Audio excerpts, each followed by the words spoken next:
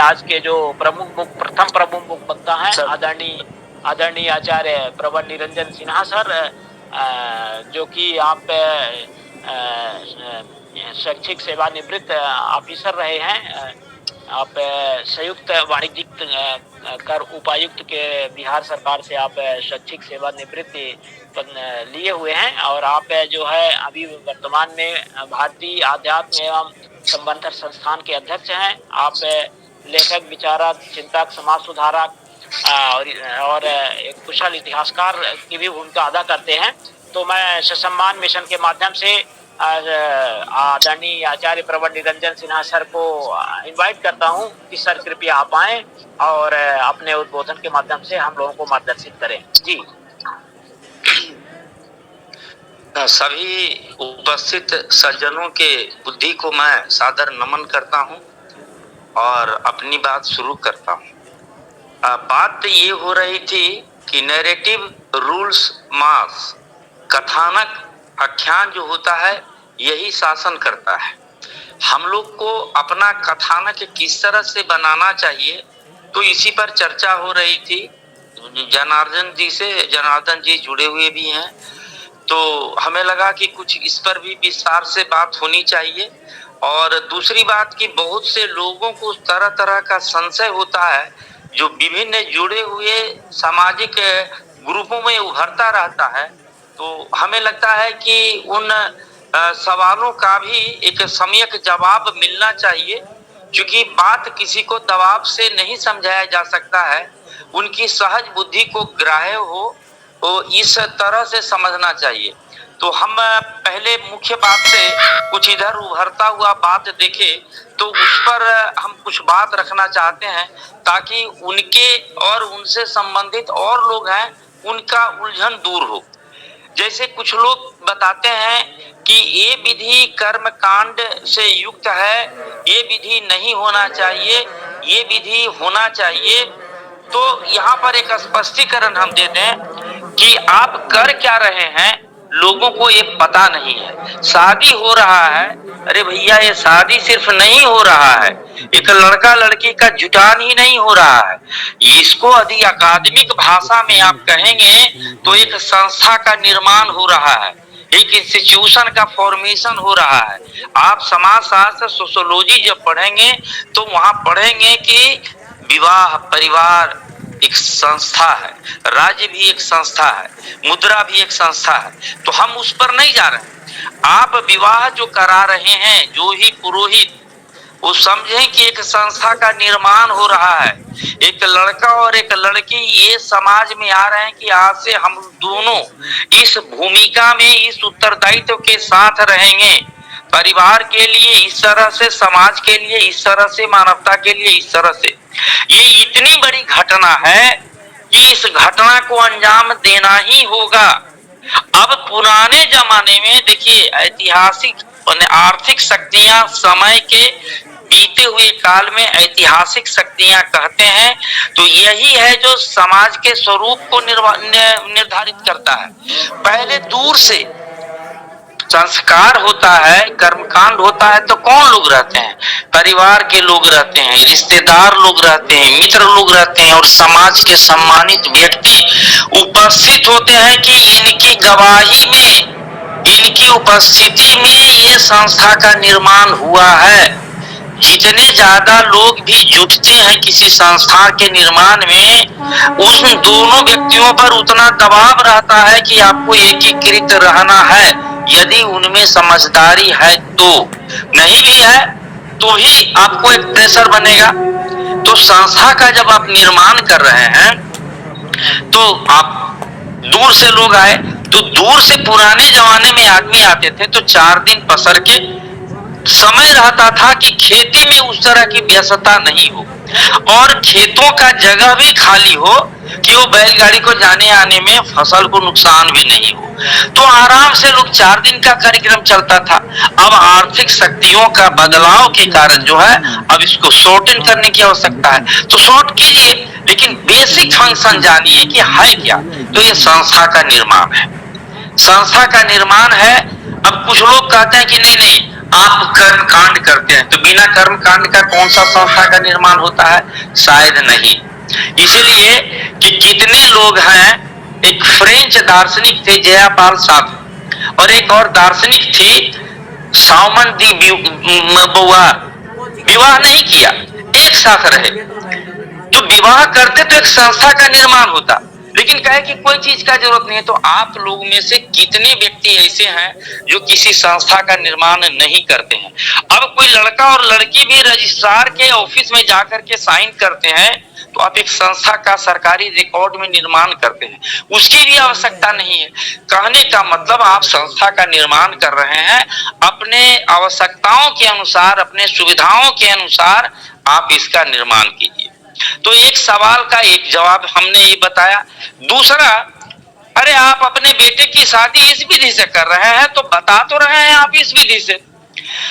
सत्य हमेशा सही नहीं होता है, और सत्य भी रिलेटिव होता है।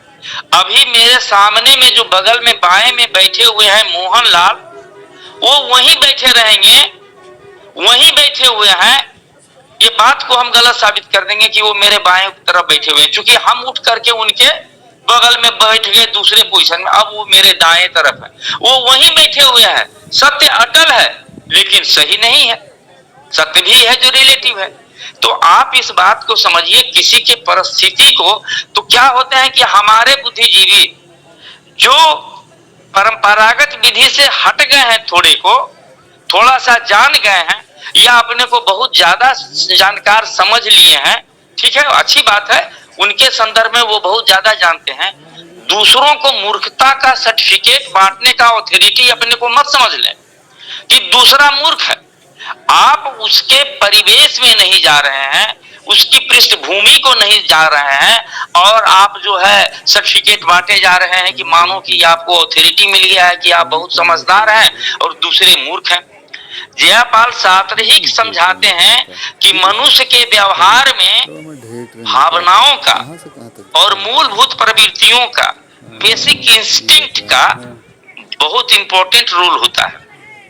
16 साल का लड़का है और 16 साल की लड़की है, कहीं एक जगह छोड़ दिया जाएगा तो उसका जो बेसिक इंस्टिंक्ट है, यौन प्रवृत्ति, जो सहज यौन प्रवृत्ति है, आकर्षण बढ़ेगा ही। और वो कितना नियंत्रित होगा नहीं होगा, ये उसकी मनोदशा, उसकी वैचारिक स्थिति पर निर्भर कर सकता है। तो वो महत्वपूर्ण भूमिका तो है, ये आपको समझना होगा। तो जो सर्टिफिकेट बांटते रहते हैं लोगों के मूर्खता का, तो ये स्थिति में को अपने को आकलन कीजिए, उनकी भावनाओं को समझिए, उनकी भावनाओं पर एक्शन कीजिए। इसीलिए हम लोग का टॉपिक है नैरेटिव काम कैसे करता है, आख्यान जो है, कथानक काम कैसे करता है, कि आपको काम कैसे करना है। हम लोग का मुख्य टॉपिक यही है। तो क्या होता है वहां पर, अब देखिए, आपका बेटा है और आप बोलते ये हैं और करते इस विधि से शादी है। अब उनको पता ही नहीं है कि समाज क्या होता है। समाज संबंधों का जाल होता है, इसीलिए होमोसेपियंस जो है, होमोसोसियस, सामाजिक मानव बन सका, शब्द उपयोग होता है। ये झुंड नहीं है लोगों का। तो समाज जो होता है, समाज संबंधों का जाल होता है। तो किसी का बेटा है तो उसका कोई अचेतन वस्तु नहीं है कि बाजार से खरीद ले और डिस्पोजल कर दे। वो किसी का भतीजा होता है, किसी का साढ़ू का बेटा होता है, किसी का पोता होता है, नाती होता है, नातनी होता है। आप अब उस सामाजिक संबंधों के जाल में, गांव में आप जाइए, आप एक व्यक्ति के दामाद हैं, पूरे उस इलाके के दामाद के रूप में आपका ट्रीटमेंट होगा। आपको उसी उम्र के हिसाब से किसी का आप बहनोई लगिएगा तो देखिए कि किस तरह का मजाक करता है। ये समाज है। तो आपको समाज का ध्यान रखना होगा। आपका बेटा जो है, किसी का बेटा जो है उसी का बेटा नहीं है, उस समाज के विभिन्न पोजीशन पर से भी उसका रिलेशन जुड़ा हुआ है, और उस व्यक्ति को सारा चीज देखना पड़ता है। और हमारी महिलाएं, जो हम लोग का जो जागरूकता है महिलाओं के, आज की बाजार की स्थिति के कारण महिलाओं को जो स्वतंत्रता मिली है, समझदारी अभी भी उतनी नहीं है। सांस्कृतिक जड़ता जो कल्चरल इनर्सिया होता है, जड़ होता है तो जड़ ही रहेगा, यदि स्थिर है तो स्थिर ही रहना चाहेगा, और गति में है तो गति में ही रहना चाहेगा। जैसे हमारा जो अभी वैदिक संस्कृति है एक गति में है, ज्यादा आबादी जुड़ा हुआ है तो इसका इनर्सिया और ज्यादा है। कभी इसे समझदार लोग जो तर्क देते हैं, चलती गाड़ी में अपोजिट डायरेक्शन में उतर के दिखा दें, मुंह कान सब चुरा जाएगा। अरे गाड़ी को जरा स्लो होने दीजिए, या उसी डायरेक्शन में आपको दौड़ना होगा। पिछले संडे को एक वक्ता बहुत अच्छी बात बता रहे थे कि नकल करना होता है, सबसे पहला पावदान नकल करना होता है। आप नकल कीजिए, आप कोई गाड़ी खराब हो गया तो क्या होता है, खराब हो गया तो ठेल करके ले जाने के लिए भी गाड़ी के अंदर जाकर के ड्राइवर को बैठना पड़ता है ड्राइविंग सीट में, और तब बाहर से फोर्स लगाता है तो मनमानी जगह ले जाना होता है। और स्टीयरिंग को नहीं संभालेगा, बाहर से आप संभाल नहीं सकते हैं, आपको अंदर जाना ही होगा। आप सिस्टम में के अंदर जाइएगा नहीं और सिस्टम को आप मनचाहे जगह पर ले जाइएगा, तो आपको न विज्ञान का समझ है और न आपको फंडामेंटल समझ है। आप खाली बात बड़ी बड़ी कर रहे हैं और मूर्खता का सर्टिफिकेट बांट रहे हैं कि आप तो मूर्ख हैं, आपको कोई समझे नहीं है, आप बेवकूफ हैं, आप कैसे पढ़े लिखे हैं। स्थिति ये है। फिर हम इस बात पर आते हैं, एक संघ लोक सेवा आयोग से एक वरिष्ठ पदाधिकारी हैं भारत सरकार में, वो बौद्धिक व्यक्ति भी हैं, उत्तर प्रदेश के हैं, अंबेडकर नगर जिले के। उनके भाई का एक एक्सीडेंट में, एक बीमारी में गुजर गए, तो बोले कि सिन्हा साहब हमें है जो ब्राह्मणवाद वाले पुरोहित से नहीं कराना है और उस विधि से नहीं कराना है, क्या करें, कहाँ से बुलाएं। वो बिहार के, मैं बिहार में रहता हूँ, उन्होंने हमें फोन किया, हम फिर बिहार के दूसरे जगह वैशाली में फोन किए, वैशाली वाले कुशीनगर में फोन किए, तब अरेंजमेंट हुआ तो लखनऊ से वो अंबेडकर नगर वो आकर के कार्यक्रम कराए। ये स्थिति है बिहार उत्तर प्रदेश की। इसमें जो है ये तय है कि महाराष्ट्र, आपको छत्तीसगढ़, आपका मध्य प्रदेश भी बहुत हद तक निकला है, और एक कार्यक्रम का तो विवरण दिए ही हैं। तो हम लोग तो शुरुआती अवस्था में है, जिसमें आप लोगों का सहयोग नहीं, आप लोगों का मार्गदर्शन, समर्पण, सब चीज का जरूरत है। क्योंकि ये किसी व्यक्ति या किसी समूह का आंदोलन नहीं है, ये पूरे भारतवर्ष का आंदोलन है। तो इस बात को हम यहाँ पर ठहराते हैं, और हम अब मुख्य बात पर जाते हैं कि नैरेटिव, आख्यान होता क्या है। अब जहां तक हमें स्मृति है, एक्चुअली एक कार्यक्रम में हम बहुत व्यस्त हैं, अलग हट करके कर रहे हैं, अभी ठीक से उसको हम पढ़ नहीं पाए हैं, क्योंकि गंभीर ये चीज है। तो कथा जो होता है ना, एक सिंपल स्टोरी होता है। नहीं, स्टोरी जो है किसी का वर्णन हो सकता है, कथा जो है किसी व्यक्ति का एक उससे जुड़े हुए उसके व्यक्तित्व से घटनाओं का, विचारों का एक ब्यौरा हो सकता है, बस इतना ही होता है। जैसे राम का एक कथा कि एक व्यक्ति थे, ये थे, वो थे, वो थे। आख्यान जो होता है, नैरेटिव जो होता है, वो एक डायरेक्शन होता है, क्यों हम इसको कह रहे हैं, क्या हम कहाँ ले जाना चाहते हैं। इसीलिए एक ही कथा को कितने अलग अलग जो कथावाचक होते हैं वो नैरेटिव गढ़ते हैं, वो व्याख्यान देते हैं, और आदमी के चेतना पर नहीं, चेतना के सभी स्तर पर कार्य करते हैं।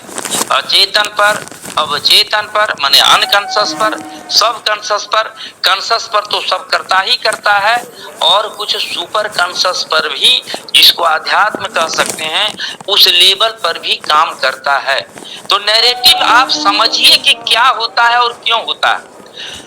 तो कथानक जो है, आप अब जैसे बोलगा मैया ने बुलाया है, बोलगा एक नदी का नाम है, हम नाम एडजेक्ट नहीं ले पा रहे हैं, इसीलिए कि आप जो है हम पर कोई ये नहीं कहिए कि आप किसी खास व्यक्ति को क्यों कर रहे हैं। बोलगा मैया ने बुलाया है या नर्मदा मैया ने बुलाया है, तो एक नैरेटिव का एक सार है।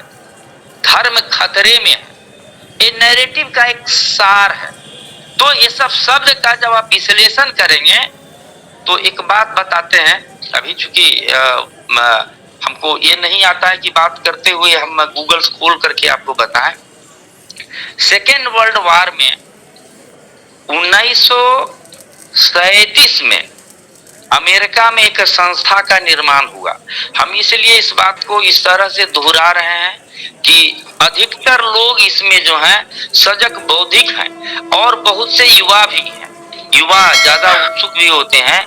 तो मेरा बताने का सार ये भी है कि आप गूगल में स्वयं भी उसको सर्च करके और विस्तार से जाएंगे। तो 1937 में अमेरिका में एक संस्था का निर्माण किया गया, institute of propaganda analysis. Propaganda भी आख्यान का एक टाइप होता है। तो आख्यान का एनालिसिस करने के लिए एक संस्था का निर्माण हुआ, क्योंकि कई तरह के जो है, अब जैसे एक नैरेटिव है कि चाइना जो है अपना पांव पसार रहा है, मानो कि वो जो कहने वाला है वो मानवता का ठेकेदार है और चाइना जो है वो जो है मानवता को कुचलने वाला है। मैं विदेशी नाम इसीलिए ले रहा हूं ताकि आप हमें किसी घेरे में नहीं लाएं, काफी जनरलाइज हैं। आप अपने आस पड़ोस के संदर्भों को उसके जगह रख करके आप देख सकते हैं। तो उस इंस्टीट्यूट ऑफ प्रोपेगेंडा एनालिसिस नाम दिया है कि एनालिसिस करने के लिए है, लेकिन तह में आप जब इसको पढ़ेंगे तो आप समझेंगे कि भारत में भी जो आख्यान कहने वाले जो सफल लोग हैं, इन संस्थान का जो टेक्निक है इसका पूरा अध्ययन किए हैं, पूरा अध्ययन किए हैं और समझे हैं। तो जो प्रोपेगेंडा एनालिसिस संस्थान है, एक्चुअली वो संस्थान प्रोपेगेंडा प्रोपेगेट करने के लिए है। जब आप इसके टेक्निक को समझेंगे तो समझ भी जाएंगे, तो आपको प्रोपेगेंडा जनरेट करने का भी माने कैपेबिलिटी मिल जाएगा, आपको आख्यान कथानक गढ़ने की भी सामर्थ्य और क्षमता आप में और स्तर आ जाएगा। तो उस संस्थान में 7 टेक्निक बताए गए, जैसे एक टेक्निक का नाम है नेम कॉलिंग, गंगा मैया ने बुलाया है, यमुना मैया ने बुलाया है, तो ये एक टेक्निक भी है। उसी तरह से है बहुत सा चीज में, उसको 7 टेक्निक है इंस्टीट्यूट ऑफ प्रोपेगेंडा एनालिसिस। तो आप उसको समझेंगे ही नहीं, आपको कथानक गढ़ने में आएगा। आप जब भारत के संदर्भ में जो कथानक जो चलता है, गरीबी हटाओ या धर्म खतरे में है, तो आप यही कोरिलेशन पाएंगे कि उसने इंस्टीट्यूट ऑफ प्रोपेगेंडा एनालिसिस का गहन स्टडी किया है और उसके आधार पर काम करता है। अब आपको बताएं कि भारत के जो 150 करोड़ जनता है, सबका एक लेवल नहीं। विश्व में जो लोग हैं उनके बौद्धिक स्तर को 3 स्तर पर बांटा गया लोग। एक कहता है कि निम्न वर्गीय लोग, एक मिडिल और एक अपर। अब निम्न वर्गीय में भी आप सब क्लासिफिकेशन कर देते हैं, जैसे मिडिल क्लास में क्लासिफिकेशन किया जाता है, lower middle, middle middle, upper middle, ये इस तरह के सोसाइटी है। तो अब इसके संबंध में एक महत्वपूर्ण कोट आप याद कर लीजिए, इन लोगों का कैरेक्टरिस्टिक्स क्या होता है, उस कैरेक्टरिस्टिक्स के अनुरूप आपको अपना आख्यान तैयार करना होता है, ये ध्यान में रखना होता है। तो अमेरिका में एक प्रेसिडेंट थे डी रूजवेल्ट, उनकी पत्नी इलियनोर रूजवेल्ट, ई रूजवेल्ट बहुत फेमस महिला रहे। इनका एक कोट बहुत इंपॉर्टेंट है कि छोटे लोग व्यक्तियों का नाम ज्यादा लेते हैं, फलानमा ने ये किया, फलानमा ने वो किया, इसके जैसा तो कोई नहीं है। ये जो बात जो नाम लेते हैं व्यक्तियों का, ये वो कहती है कि ये छोटे लेवल के लोग हैं, एक छोटा सोच के लोग जो हैं वो व्यक्तियों का नाम ज्यादा लेते हैं। मध्यम वर्ग के जो लोग होते हैं वो घटनाओं का ब्यौरा ज्यादा देते हैं, उस देश ने सैनिक अटैक किया और यहाँ ये मार दिया, उसको विफल कर दिया गया। इन घटनाओं का डिटेल्स जो है, ब्यौरा जो ज्यादा जो देते हैं, उस सोच से मध्यम वर्ग के लोग हैं। और जो बौद्धिक उच्च स्तर के जो लोग हैं वो विचारों की बात ज्यादा करते हैं। तो अब इसको हम जरा सा डिटेल में समझाएंगे। आप इसको याद यदि रखना चाहते हैं तो एक अंग्रेजी के प्रोफेसर थे, वो बता रहे थे कि 3 आईज, इंडिविजुअल, इंसिडेंट्स और ideas. Individual, incidents and ideas. तो इससे आप लोगों का लेवल समझिए, और लोगों का जब लेवल समझिएगा तो आपको आख्यान, आपको नैरेटिव गढ़ने में, कथानक बनाने में आपको काम देगा कि किस तरह के लोग को हमको कैसे बहकाना है, कैसे अपने मंजिल पर ले जाना है। नैरेटिव गढ़ने वाले का ध्यान रहता है कि हमको उससे वो कहवाना है जहां हम ले जाना चाहते हैं। आप भारत के महान व्यक्ति गौतम बुद्ध को सुने होंगे, उनका जो प्रसंग आता है वो किसी को समझाते नहीं थे, वो उसके सवाल पर इस तरह से सवाल खड़ा करते रहते थे कि वो आदमी जवाब देते देते वहां पहुंच जाता था जहां बुद्ध ले जाना चाहते थे। तो हमारे लोग सर्टिफिकेट नहीं बांटे, उनसे सवाल करें। अब जैसे कोई कहता है कि धर्म में पाखंड है, तो आप सिंपल कहिए कि भैया बात तो आप बहुत अच्छा कह रहे हैं, हमको ये समझ में नहीं आया कि पाखंड है क्या और धर्म होता क्या है। अब उसको बताने दीजिए कि धर्म से उसका क्या आशय है और पाखंड से क्या आशय है। आपको भी प्रेरणा मिलेगा कि उसके मूल तत्व में आप जाने का आपको आदत होगा। बहुत से सवाल निरुत्तर हो जाएंगे, आप भी अगली बार तैयार रहेंगे। तो आप उससे पूछिए, जो पूछता है उससे वही चीज पूछिए। अब जवाब देने के लिए तत्पर मत रहिए, शांत विचार से। अच्छा ठीक आप कह रहे हैं, ये हमको भी लगता है, तो आप धर्म से समझते क्या है, पाखंड से समझते क्या है। अब देखिए उसके जवाब से फिर सवाल आप खड़ा कीजिए। स्टीफन हॉकिंस की एक किताब हम पढ़ रहे थे पिछले साल, तो कहते हैं कि सवाल खड़ा करना ही शिक्षा है। शिक्षा यदि कराना है तो सवाल खड़ा करना ही।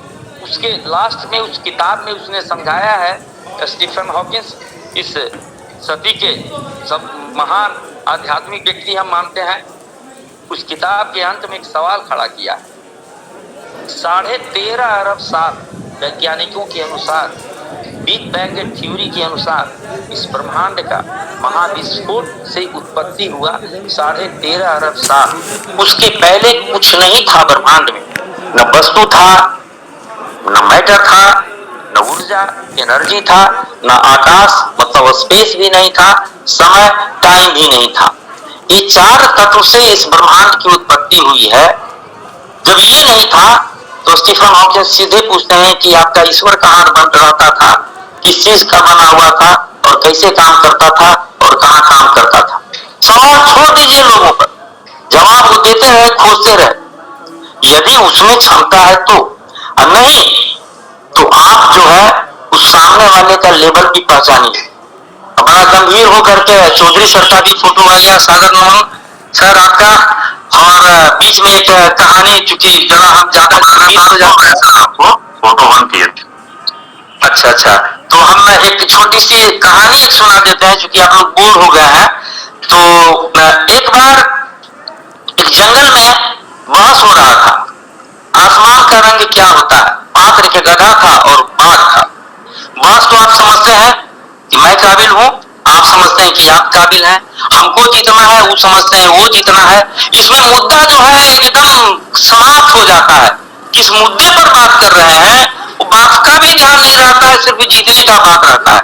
लेकिन विमर्श जब होता है तो न ये व्यक्ति हारता है, न वो व्यक्ति जीतता है, न वो व्यक्ति हारता है, न ये व्यक्ति जीतता है। जीतता हमेशा मुद्दा है। तो वो तो बहस हो रहा था, विमर्श तो हो नहीं रहा था। बात जब बढ़ गई, आसमान का रंग क्या है, टॉपिक यही था। गधा बता रहा था पीला और बाघ बता रहा था नीला। बहस था, आधा घंटा में जंगल के बहुत जानवर जुट गए। बात राजा के पास गई। सिंह जब सुना इस बात को, कहा गधा को छोड़ दिया जाए और बाघ को 2 दिन का सजा। बाघ को 2 दिन का सजा हो गया, गधा खुश हो गया।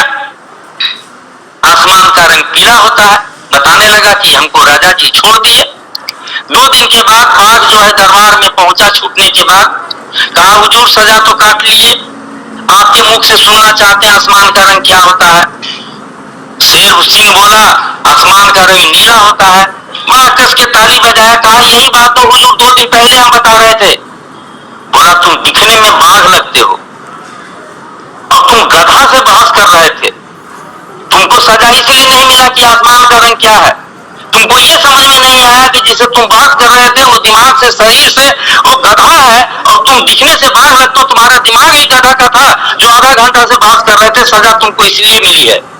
तो आप लोग जिसको समझाते हैं, जिससे बहस करते हैं, जिससे मुंह लगाते हैं, तो आप देख लीजिए कि ये बकरी आदमी के शरीर में कोई बकरी बैठा हुआ है कि आदमी बैठा हुआ है।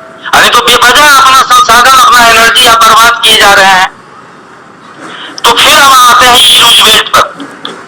मास जो है लोअर मिडिल क्लास नहीं, लोअर मिडिल क्लास जो अपने को समझते हैं वो भी, और आपका जो निम्न मिडिल क्लास भी, इसका बौद्धिक स्तर ही क्या है, इसका एनालिटिकल क्रिटिकल थिंकिंग का जो स्तर है, जो आप भी समझ रहे हैं, जब स्तर ही नहीं है, ये व्यक्ति का नाम ही गुणगान करना चाहता है, तब आप कुछ मानिंदे व्यक्तियों का नाम लीजिए जिसको जानता है, उनका उदाहरण लीजिए कि हमारे तुकाराम ने ये किया, हमारे कबीर ने ये किया, हमारे नानक ने ये किया, हमारे बुद्ध ने ये किया।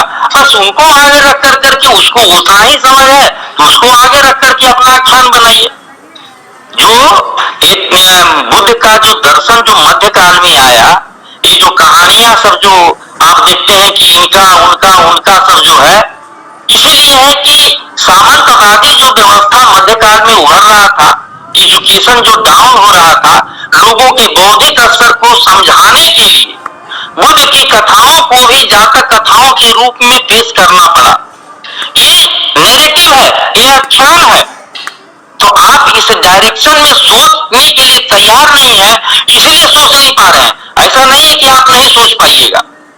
आपको एक उदाहरण देते हैं। तो एक मोटिवेटर था, एक क्लासरूम में पढ़ा रहा था, कहा सवाल खड़ा किया, जेलों को समाप्त करने के लिए, जेल जो है कारागार जो है, इसको समाप्त करने के लिए क्या किया जाना चाहिए। सवाल ध्यान से सुनिएगा, जेलों को समाप्त करने के लिए क्या किया जाना चाहिए। चुप हो गया। अब जवाब जो आ रहा था कि जेल को समाप्त करने के बाद ये जो है अव्यवस्था फैल जाएगी, जेल को समाप्त करने से चोरी डकैती है जो बढ़ जाएगा। इस तरह का सवाल जवाब जो सामने वाले थे सब दे रहे थे। 5 मिनट सुना, उसके बाद उसने कहा टीचर ने कि मेरा सवाल ये नहीं था कि जेल को समाप्त कर दिए जाने के बाद क्या होगा, मेरा सवाल ये था कि जेल को कैसे समाप्त किया जाएगा। अब जवाब उसका आने लगा कि नहीं, हम लोग को इस तरह का पढ़ाना है, इस तरह का समझाना है, इस तरह का टाइट करना है व्यवस्था को। मेरा कहना है कि आपको क्या करना है, जब वो जेहन में ही नहीं आएगा तो क्रिएशन कहां से करेंगे। इसलिए लोगों का आलोचना बंद कीजिए, बुद्धिमत्ता का या किसी के मूर्ख होने का सर्टिफिकेट बांटना बंद कीजिए, नकल कीजिए, सिस्टम में घुसिए, उसके ड्राइविंग सीट पर बैठिए और गाड़ी को आप जितना आप तेज चलाना चाहते हैं, उड़ाना चाहते हैं, उड़ाते रहें। देखिए नकल करना कितना इम्पोर्टेंट बात है आपको हम बता दें। अब जापान अभी जो है पिछले दशक में अमेरिका के बाद सबसे बड़ी इकोनॉमी थी, आज अमेरिका के बाद सबसे बड़ी इकोनॉमी चाइना हो गया है, 3 नंबर पर जापान है। और जापान की आबादी बिहार की आबादी से कम है। बिहार की आबादी 15 करोड़ और उसकी 12 करोड़। तो वो जो आगे निकला, जब उसका इतिहास पढ़ेंगे विज्ञान का, तो विज्ञान जो विकसित था देश जर्मनी, फ्रांस, यूएस, वहां से टेक्नोलॉजी को इंपोर्ट करता था और इंपोर्ट नकल किया और उसमें इंप्रूवमेंट करना शुरू किया कि आज टेक्नोलॉजी में लीडिंग है 12 करोड़ का देश। भारत में जब टेक्नोलॉजी जब मनमोहन सिंह के समय में आया तो जापान से टेक्नोलॉजी इंपोर्ट करते थे, उसको एडॉप्ट किए और उसके बाद उसमें इंप्रूव किए। तो पहले एडॉप्ट कीजिए, ये विज्ञान की बात नहीं है, ये सोशल साइंस की बात है। आप उस विधि को एडॉप्ट कीजिए जिसको लोग चाहते हैं, जिसमें जबरदस्त कल्चरल एनर्जिया है, जबरदस्त सांस्कृतिक जड़ता है, उसको आप एडॉप्ट कीजिए, उस सिस्टम पर हथियाइए, उसके ड्राइविंग सीट पर आइए। बाकी क्या करना है नहीं करना है, समझदार आदमी को बहुत समझाने की जरूरत नहीं पड़ेगी। तो इस बात को आपको समझना होगा कि हमको नकल करना है, हमको उसमें सिस्टम में आकर के उसको इम्प्रूव करना है। इम्प्रूवमेंट क्या होगा, ये तो जो हमारे इम्प्रूव करने वाले जो ड्राइविंग सीट पर बैठेंगे, ये अगला चरण है कि उस पर हम लोग विमर्श करेंगे। तो हम लोग जो है कथानक तैयार करने के लिए तैयार हो जाए। कथानक काम करता है, जो भी जेल का उदाहरण दिए, करना क्या है उसको विजन में लाइए। देखिए एक और प्रसंग सुनाते हैं। वैशाली में एक हमारे परिचित हैं प्रोफेसर विनय पासवान, पढ़े लिखे हैं, जेनोलॉजी में और हिंदी में पीएचडी भी किए हुए हैं, नौकरी वोकरी नहीं करते हैं। तो कई स्कूल में हमको और कॉलेज में ले जाने का प्रोग्राम कभी कभी जाते हैं उनके यहाँ, तो बुला लेते हैं। तो मैं बच्चों को पढ़ा रहा था, हाई स्कूल था, +2 का। निकली जा जल्दी। मैंने कहा कि बुद्ध आपके धरती से जुड़े हुए हैं, आप लोग अर्थशास्त्र भी पढ़ते हैं, तो आप लोग हमको एक चीज बताइए, इकोनॉमी में कितना सेक्टर आप लोग पढ़े हैं? तो कहा कि सर 3 है, प्राइमरी, सेकेंडरी, टर्शियरी। तो हम कहे कि देखो जी, प्राइमरी सेक्टर प्राथमिक सेक्टर में होता है कि प्रकृति के सहयोग से हम लोग चीजों का उत्पादन करते हैं, अनाज का उत्पादन करते हैं, पशुपालन करते हैं, मछली पालते हैं, लकड़ी काटते हैं। तो वो इसमें किस सेक्टर में काम करते थे, किस चीज का उत्पादन करते थे? सब चुप। हम कहते सही बात है कि नहीं करते थे। सेकेंडरी में जो है, जो प्राथमिक सेक्टर से जो अप्लाई, उसमें वैल्यू एडिशन करते हैं, उसका इम्पोर्टेंस बढ़ाते हैं। जब उसका इम्पोर्टेंस बढ़ाते हैं, उसको मैन्युफैक्चरिंग सेक्टर कहते हैं। किस चीज का मैन्युफैक्चरिंग कर रहे थे बुद्ध? न तो वो हल बनाने आता था उनको, न चौकी बनाते थे। तीसरा सर्विस सेक्टर। भाई सर्विस सेक्टर जो है, कोई बाल काटता है, कोई कपड़ा धोता है, कोई कपड़ा बनाता है, तो बुद्ध कौन सा काम करते थे? तो ये भी नहीं काम करते थे। तो हम कहे बुद्ध करते क्या थे? हम कहे कि आप शासक बनने चले हैं, आपका विजन प्राथमिक से द्वितीयक और तृतीय सेक्टर तक ही है।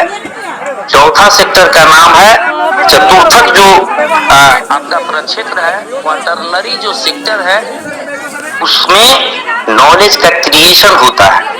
बुद्ध इस क्षेत्र में काम कर रहे थे, नॉलेज का क्रिएशन कर रहे थे। और पांचवा जो सेक्टर होता है, पंचक जो प्रक्षेत्र है, क्वीनरी सेक्टर जो है, उसमें पॉलिसी मेकिंग होता है। बुद्ध समाज के लिए, राज्य के लिए नीति का निर्माण करते थे, जिसमें से एक उदाहरण अष्टांग मार्ग है। तो हम कहे कि आप लोग पढ़ते हैं, इतना हल्ला और मीटिंग करते हैं, आपके विजन में ही चौथा सेक्टर और पांचवा सेक्टर नहीं है, तो शासन बनने का एक ख्वाब जो है, ये भ्रम जो है, ये अपने को खुश रखना चाहते हैं कि समाज को कुछ देना चाहते हैं। तो आप नॉलेज क्रिएशन के क्षेत्र में सोच ही नहीं है, पॉलिसी मेकिंग में सोच ही नहीं है, और शासन बनने का सिर्फ ढोल पीटने से शासक नहीं बन सकते। तो थोड़ा हमारा बात जरा गंभीर होता है, आदत यही है। अब क्या कहें, कल प्रपोजल आ गया है विशाखापट्टनम IIM में कि सर आप क्लास सर लीजिए, तो आपको फ्लाइट का टिकट भी मिलेगा और रेमुनरेशन भी मिलेगा, ठहरने का व्यवस्था भी होगा। तो हम कहे कि नहीं सर, तो हमको आप समय भी दीजिए, किस तरह का टॉपिक आपको चाहिए। तो थोड़ा हमारी गंभीर प्रवृत्ति है, इसको भी सिंप्लीफाई आप लोग ही करें। यहाँ एक वेटनरी कॉलेज में एसोसिएट प्रोफेसर है, कौन निराला लिखते हैं, तो कहे कि सर आप जो करते हैं सो आप कीजिए, इसको आसान बना के, इसको सिंपल भाषा में लाना ये हम लोगों का काम है, इसकी व्याख्या देना हम लोगों का काम है। आप जिस गति से है उस गति से ही करते रहे। तो आप लोग आख्यान बनाने के लिए वो ई रूजवेल्ट की साइकोलॉजी को भी समझिए, और इस बात को भी समझिए कि आदमी जो है तर्क से सिर्फ मशीनें काम करती हैं कि गर्म करेंगे तो वो फैलेगा, बिजली देंगे इधर से, और वो मेटेलिकल बॉडी है तो उधर बिजली चला जाएगा। लेकिन आदमी जो है तर्क के साथ साथ इमोशन से भी काम करता है। इसीलिए कहा जाता है कि दिमाग जो है हमेशा दिल से हार जाता है। एक पढ़ रहे थे पिछले बार में कि एक मेडिकल कॉलेज में लेक्चरर थी, एक लड़के से नहीं, मेडिकल कॉलेज की लेक्चरर थी, वहां का एक सफाई कर्मी से शादी कर ली। अभी एक बंगाल के यूनिवर्सिटी से था कि उससे आधे से कम उम्र के अपने स्टूडेंट से शादी कर ली, और कल पेपर में आया कि वो छोड़ भी दिया। तर्क से आप सोचिए कि क्या ऐसा निर्णय लिया जा सकता है? नहीं लिया जा सकता है, भावना से लिया जाता है। भावना मतलब दिल, दिमाग से हमेशा उस पर काबू आप नहीं पा सकते हैं। तो तर्क के साथ साथ आप अपने प्लानिंग में इमोशन को जरूर ध्यान में रखिए। इसीलिए जयापाल शास्त्र कहते हैं इसका दर्शन का नाम है अस्तित्ववाद, एग्जिस्टेंशियलिज्म, कि इमोशन और बेसिक इंस्टिंक्ट, सहज प्रवृत्ति, जैसे भूख है, प्यास है, थकावट है, नींद है, सेक्स है, ये सब बेसिक इंस्टिंक्ट है ह्यूमन का, उसको आप कंसीडर कीजिए। सर्टिफिकेट सिर्फ मत बांटिए और सिस्टम में शामिल होइए, सिस्टम के ड्राइविंग सीट पर आइए। दिसंबर में हमने 26 दिन तक पुरोहित के बारे में डिफरेंट लगातार आर्टिकल हम लिखते रहे कि लोगों को समझने के लिए छोटा छोटा 200-300 शब्द का ही, ज्यादा नहीं लिखे कि ज्यादा लंबा लोग नहीं पढ़ पाते हैं, तो हमने लिख दिया कि भाई अवेलेबल रहे ग्लोबली। अब पता नहीं, अभी भी हमको नहीं पता चलता है कि 20 से 30% इधर भी हम देख रहे हैं कि इंडिया के बाहर पढ़ रहे हैं, और अभी भी देख रहे हैं कि 20 से लेकर के 53-54 देश तक का रीडरशिप आता है। किस टॉपिक को पढ़ रहे हैं ये गूगल वाला रिपोर्ट नहीं करता है, जस्ट फिगर जो है वो सैटेलाइट वाला सिर्फ दे देता है। तो आप लोग वहाँ मटेरियल देख करके और अच्छा बनाने के लिए कभी हम लोग बैठ करके भी तय करें डिटेल से। जैसे जो 7 जो कॉलिंग है, जो टेक्निक जो उसका है, इंस्टीट्यूट ऑफ प्रोपेगेंडा एनालिसिस का, एकदम आपको समझ में आएगा। थोड़ा सा स्थिर होइएगा। भारत में जो लीडिंग इंस्टीट्यूशंस हैं, पॉलिटिकल हो, सोशल हो, इकोनॉमिक हो, वो इमोशन को टच करके, इसीलिए गरीबी हटाओ भैया, हटाओ तो रोकने के लाने के लिए कौन कहा और रखने के लिए कौन कहा, लेकिन एक इमोशन है। धर्म खतरे में है, भगवान जी से धर्म नहीं रक्षा होगा, तो ये जो माने करिंदे हैं, ये वो अपने धर्म की रक्षा करेंगे। इसीलिए देखते होंगे कि इमोशन, कि गरीबी का समस्या मुख्य मुद्दा नहीं होता है, धर्म बचाने का मुख्य मुद्दा होता है। रिक्शा वाला, झोपड़ी वाला भी जो है उसी से गाइड हो रहा है कि हमको धर्म बचाना है। उसका जो ये जो है इमोशन, देखिए किस तरह से काम करता है।